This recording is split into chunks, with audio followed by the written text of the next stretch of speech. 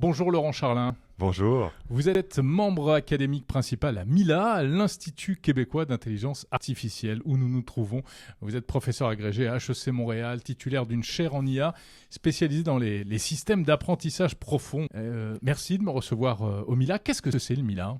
Le MILA, donc, c'est à la base un institut de recherche, un des plus grands instituts de recherche universitaires en apprentissage automatique ou en intelligence artificielle. Maintenant, je pense qu'on dirait plutôt ça.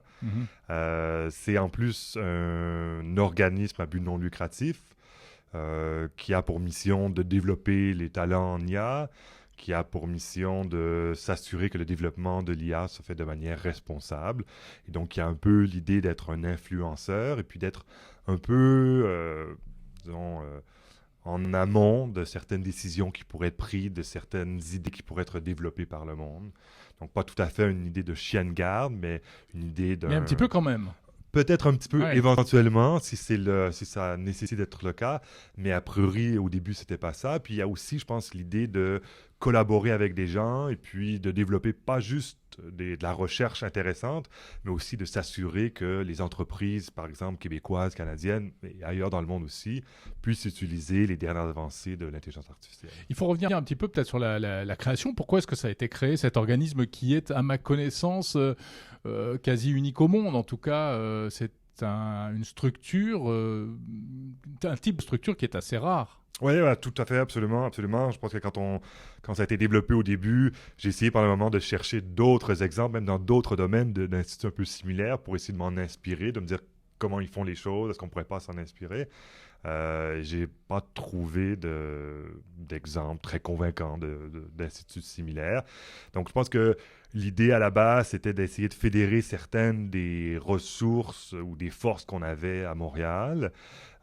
Et surtout, je pense qu'on était donc ça existe depuis 7 ans, on était à un moment où on imaginait que l'intelligence artificielle pourrait jouer un rôle, pas simplement développé par des chercheurs, mais pourrait jouer un rôle beaucoup plus large Dans les entreprises. Dans les entreprises. Il y a 7 ans déjà. Il y a 7 ans déjà. Il y a 7 ans, vous aviez cette conscience-là, en fait. Pas tout à fait moi, donc on voyait que ça arrivait. Enfin, mais je pense ici, que, à Montréal. Ici à Montréal, je pense que Yoshua Bengio notamment, Donna Prikop, Joël Pinault, qui étaient parmi les piliers, avaient cette vision-là. Puis, oui, qui sont des grands chercheurs, Yoshua Bengio, Medai Field. Voilà.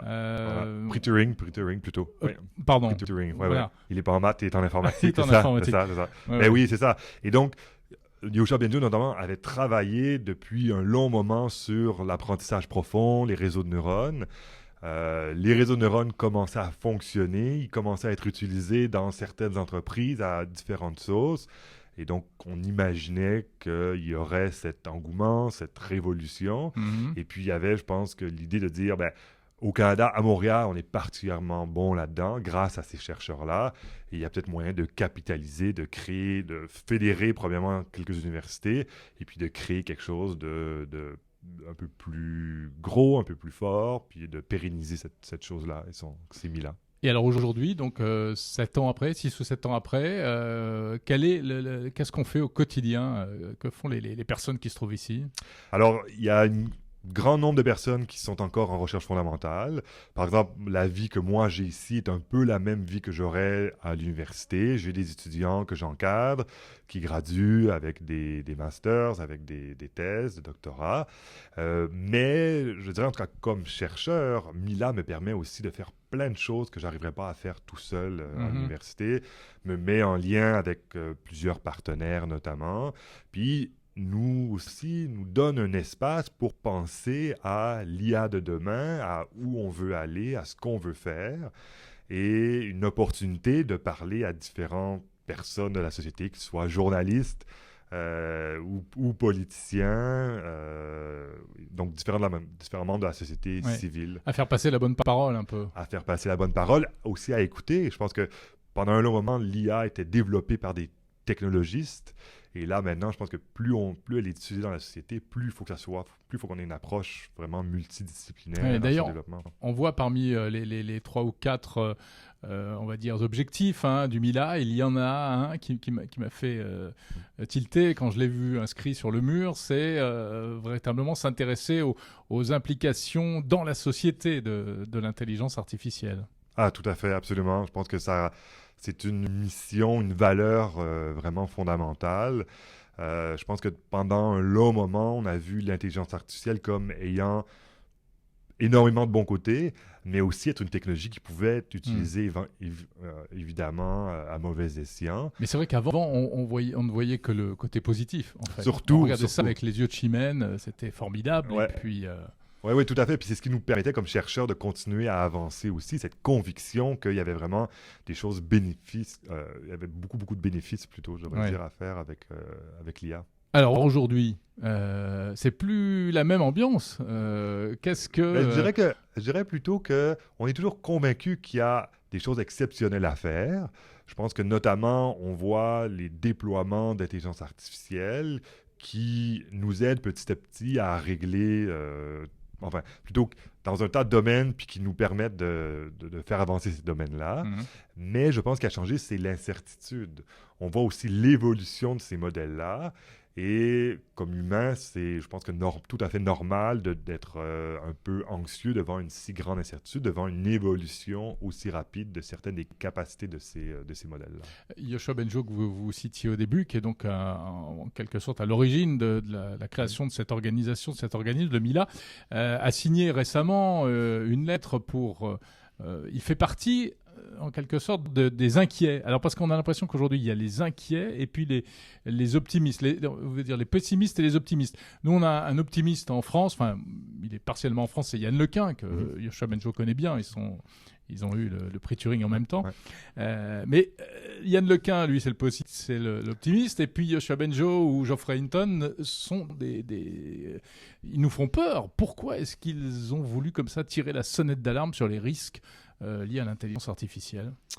Je pense que, à mon avis, ils ont toujours vu certaines dérives possibles de l'intelligence artificielle, mais ils ont toujours eu espoir que, même si la technologie évoluait, que notre cadre législatif, notre compréhension de la réglementation puis de l'encadrement de ces technologies-là évoluerait aussi.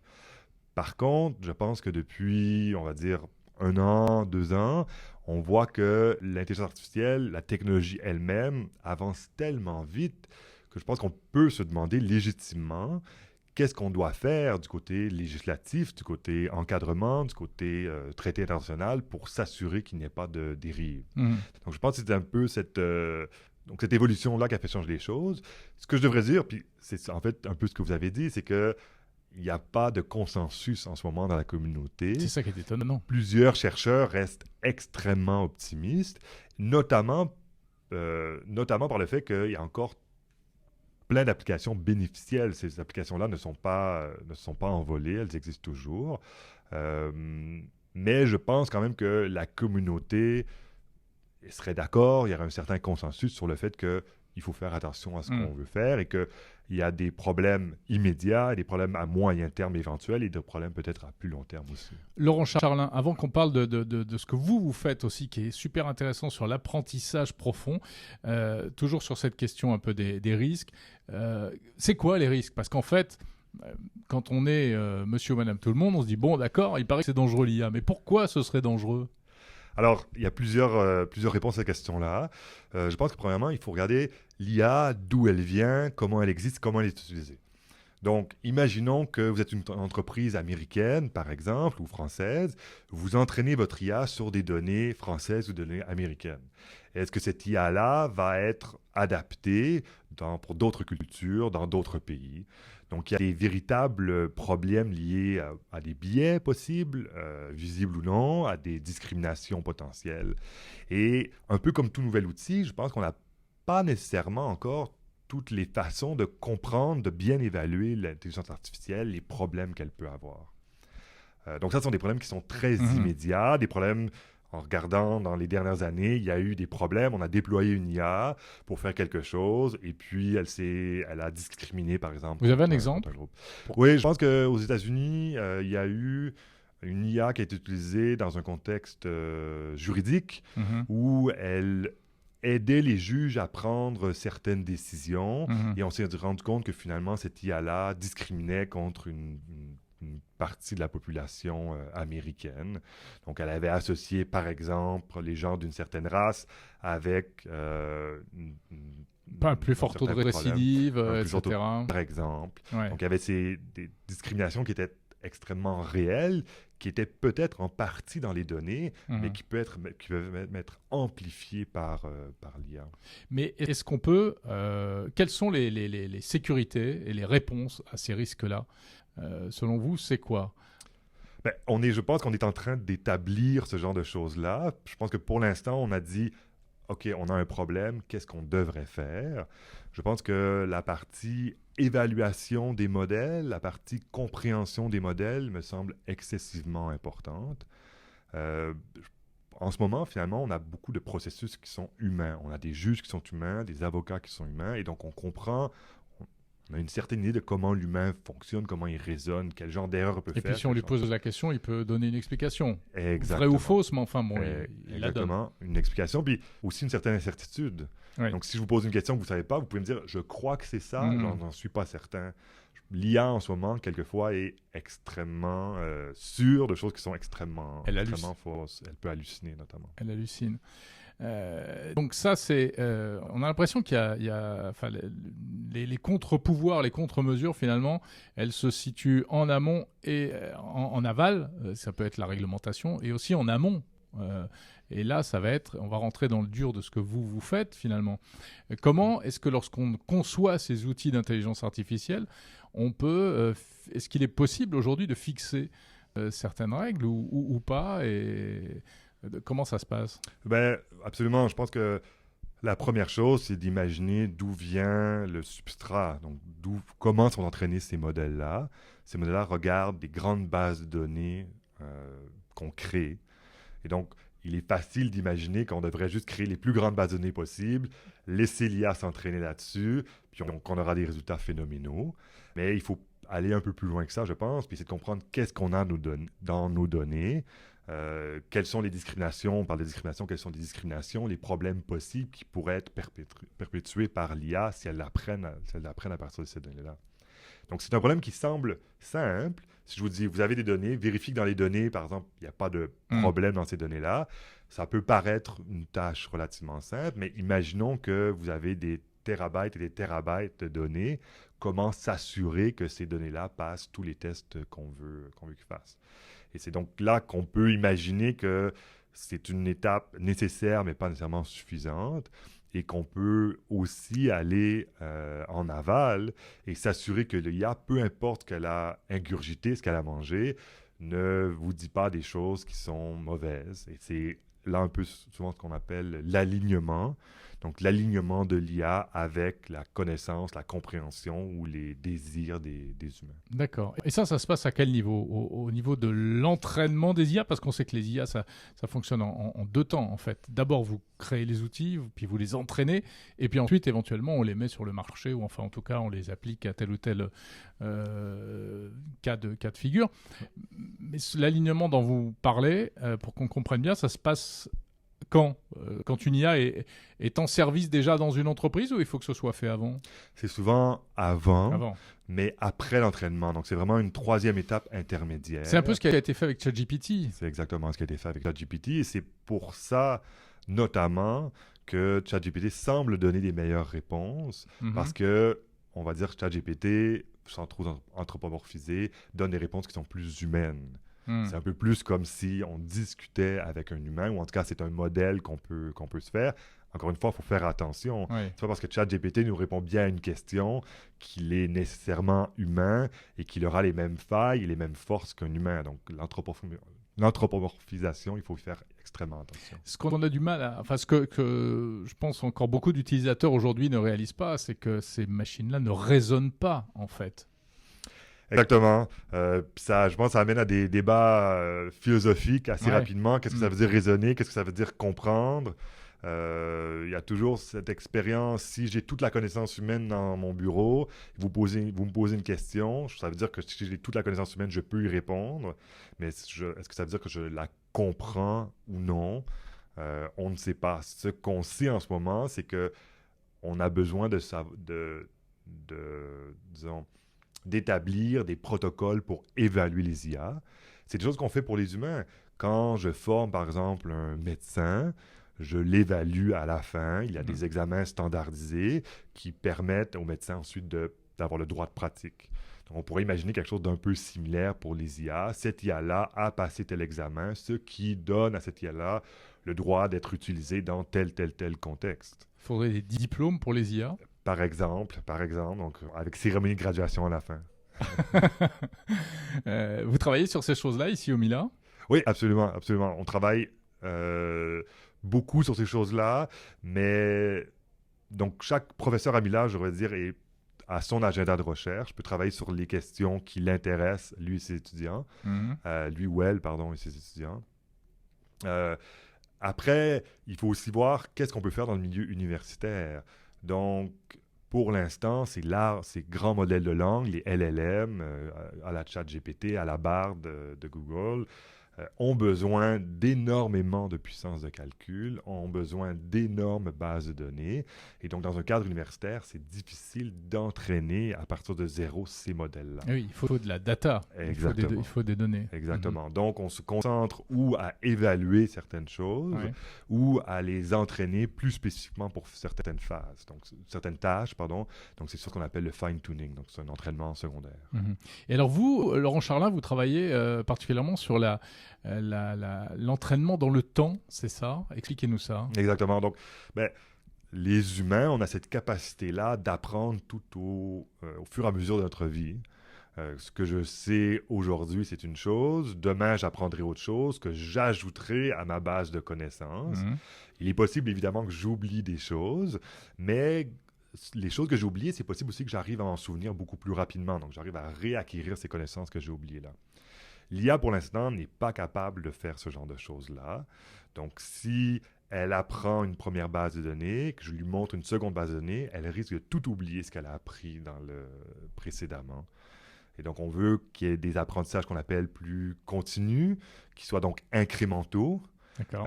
Et quelquefois, c'est peut-être correct d'oublier, mais il faut savoir réapprendre les concepts importants rapidement.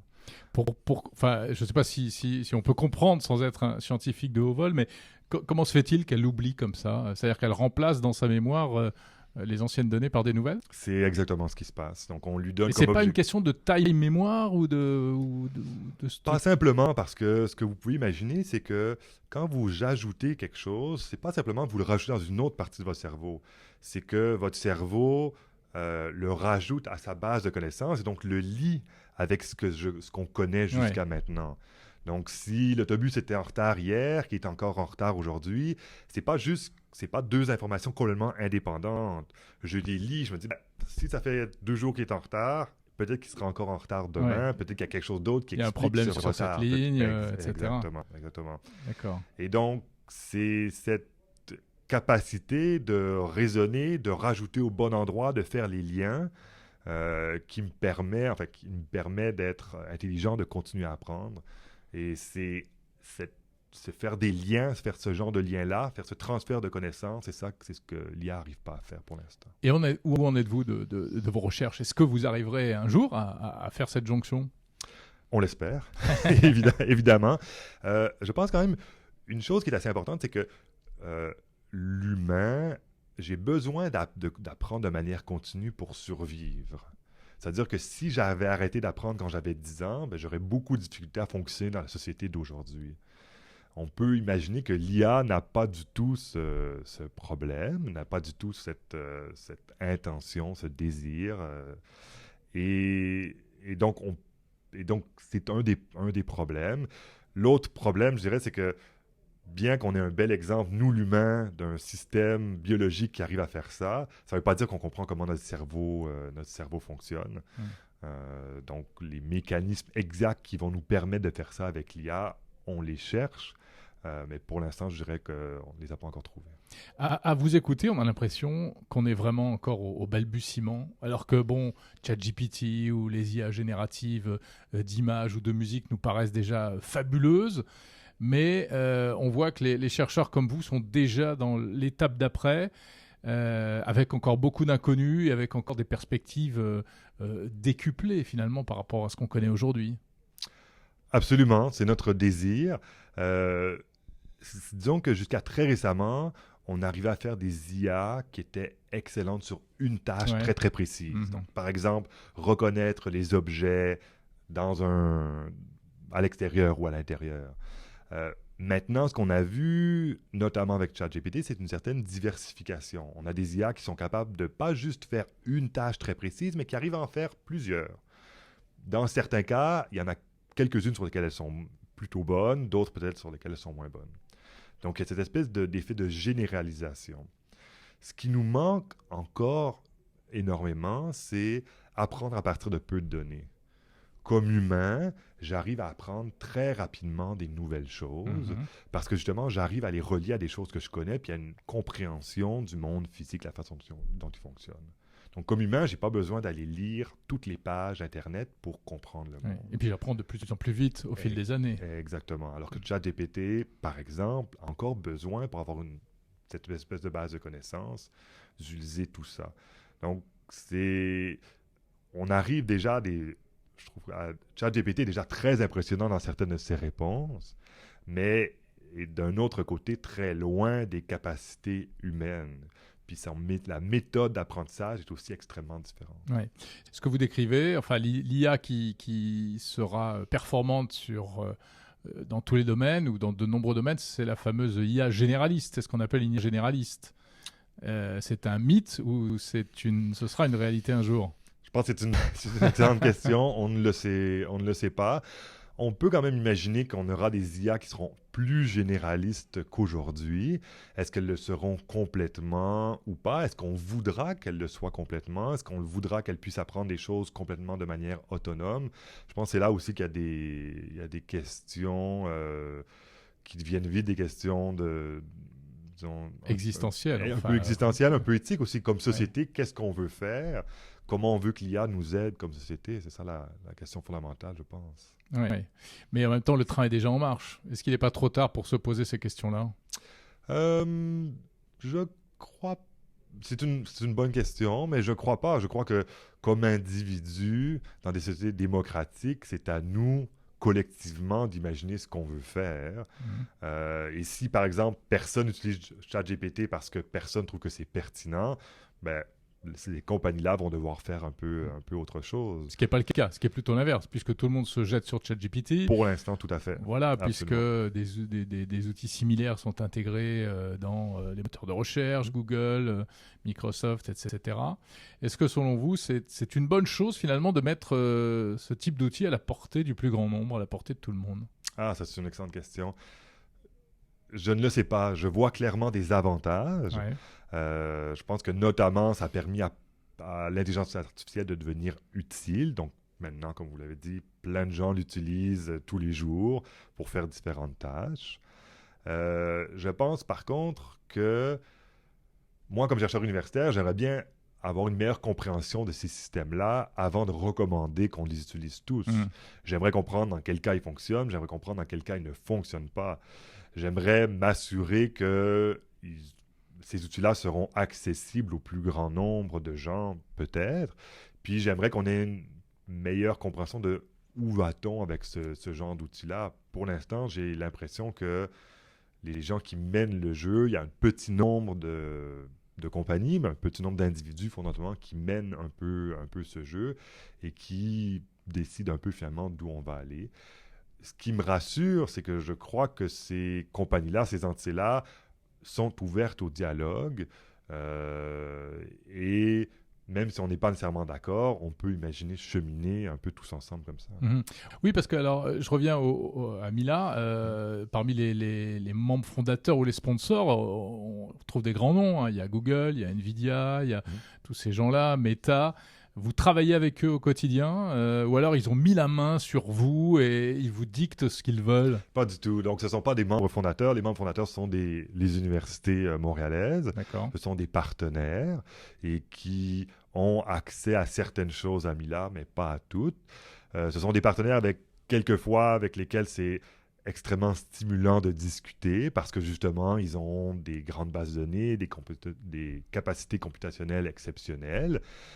C'est des partenaires chez lesquels nos étudiants aiment souvent bien aller travailler. Ça leur fait une expérience très pratico-pratique. C'est aussi des partenaires avec lesquels c'est intéressant d'engager, de discuter avec eux, de comprendre ce qu'ils veulent, d'essayer de comprendre, enfin, de leur faire comprendre ce que nous, on veut. Donc, je le vois comme Et ils vous écoutent? un dialogue scientifique. Ouais. Est-ce qu'ils nous écoutent? Je pense que c'est pas tout à fait comme ça que je verrais les choses. Ils nous disent pas quoi faire et nous, on leur dit pas quoi faire, mais on est dans le même écosystème, puis on développe l'intelligence artificielle ensemble. D'accord. Mais parce que les inquiétudes qu'on évoquait tout à l'heure, elles viennent peut-être de là aussi. C'est-à-dire que l'IA devient aussi un produit mercantile, commercial. Donc, est-ce qu'on ne va pas renouveler avec l'IA toutes les erreurs qui ont été faites, par exemple, avec les réseaux sociaux, avec ce type d'outils? On voit par exemple, je vais citer quelques problèmes récents. Hein. Aujourd'hui, on peut facilement usurper. Alors, on peut créer de faux visages, créer de fausses voix. Ça paraît amusant, mais on voit ce qu'il y a derrière. L'usurpation d'identité. En ce moment, il y a par exemple en France un avatar d'Emmanuel Macron qui raconte n'importe quoi sur la plateforme Twitch, qui répond aux gens. C'est très drôle, c'est plus vrai que nature. Il y a un faux Jésus aussi qui dialogue avec les internautes. Il y a des artistes qui ont été clonés pour faire des publicités à leur insu. Et puis, bien sûr, il y a eu des escroqueries même, hein, avec des demandes de rançon pour des faux enlèvements. On a fait croire, par exemple, à une maman que sa fille avait été enlevée et en fait, la voix a été synthétisée à partir de quelques secondes d'audio trouvés sur les réseaux sociaux. Donc, en fait, tous les risques dont on parle, ça y est, ils sont là. Ils sont face à nous aujourd'hui, ils sont dans la vie. On est en plein dedans. Absolument.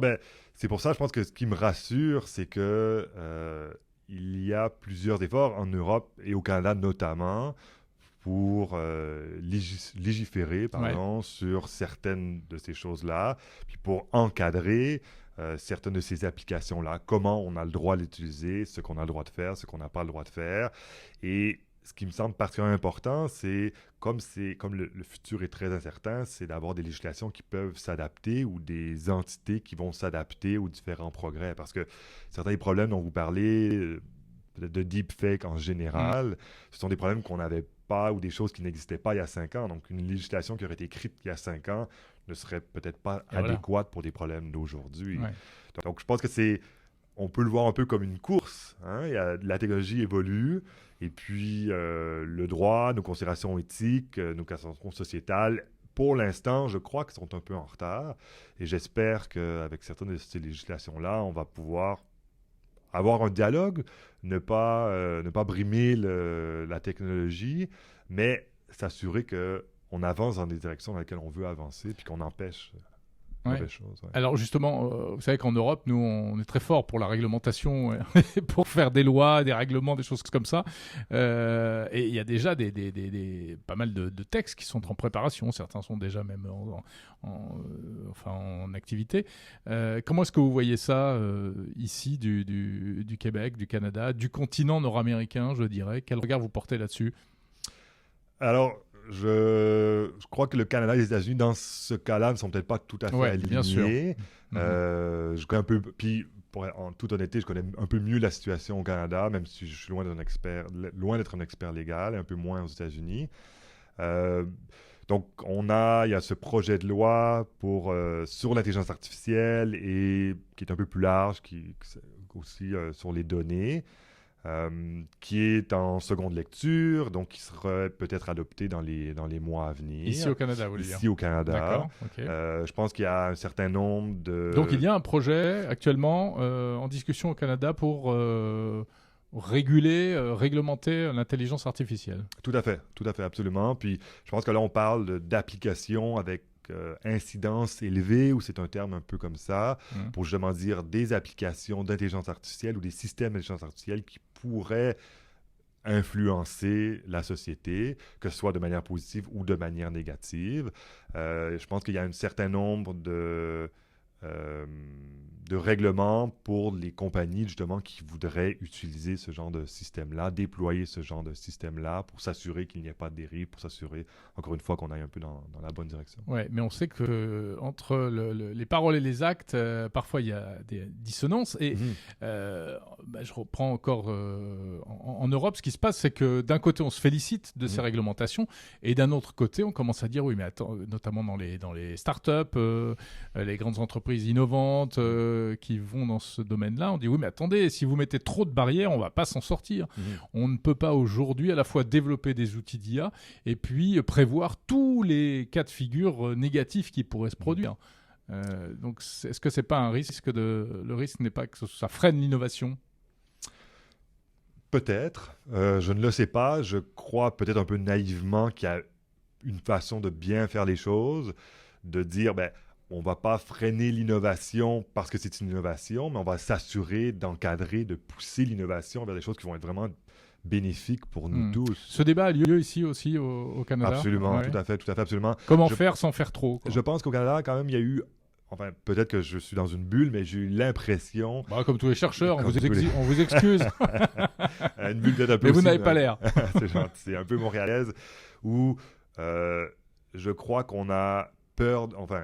qu'on ne voudrait vraiment pas arriver dans un monde où il y a eu tellement de dérives qu'on ne veut plus faire d'IA. Ouais. Donc, on veut faire particulièrement attention à ça, quitte même peut-être quelquefois à ralentir, quitte à dire on ne va pas travailler là-dessus. Est-ce que ça, c'est une situation que vous avez déjà vécue? Est-ce que, ici à Mila, par exemple, il y a des choses où vous dites ça, il ne faut pas y aller? Depuis plusieurs années, je pense que comme chercheur à Mila, je travaille sur des projets de recherche qui m'intéressent. Je pense que personnellement, je n'ai jamais voulu travailler, par exemple, l'IA pour l'armement ou l'IA pour la guerre ou l'IA pour la défense. Ce sont des thèmes, des domaines sur lesquels je n'ai jamais voulu travailler. Je n'accepterai pas de travailler. Et pourtant, finalement, on en a besoin, puisque d'autres vont le faire. La Chine ou d'autres puissances le font.